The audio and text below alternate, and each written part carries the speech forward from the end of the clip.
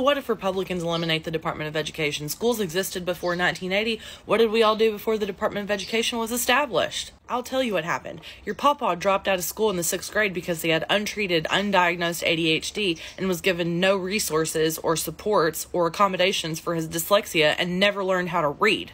And your mama, despite being a straight-A student, was forced to quit high school at 16 because she got pregnant and her parents and the principal wouldn't let her return. The reality of most of our students before 1980, before the Department of Education was established, was that they had no rights within the public school system. If you want a good idea of how our public schools looked before the Department of Education was established, I would suggest go visiting any one of your neighborhood charter schools or religious private schools. What you're going to get is a campus that caters mostly to neurotypical learners, kids from affluent households, white students. When Republicans complain that there are too many strings attached to public school funding that the federal government sends them, they sound like an iPad kid that's mad that there are parental controls on their YouTube app. Given the opportunity, they would use it for anything but its intended purpose and what they were allowed to use it for. How did we survive before the Department of Education? We really didn't. Kids starved because they didn't have lunch money. Before the federal government forced states to take care of their disabled children, kids with physical disabilities and nonverbal autism were stuck in storage rooms converted into classrooms and forgotten about all day. Before the federal government started forcing schools to do the right thing by way of the Department of Education,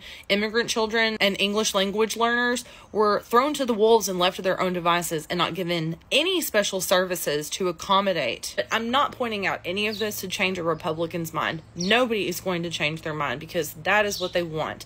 This is baked into the plan. They know that they can slash their state education budgets in half if no one's coming up behind them and telling them they have to spend that money on our kids.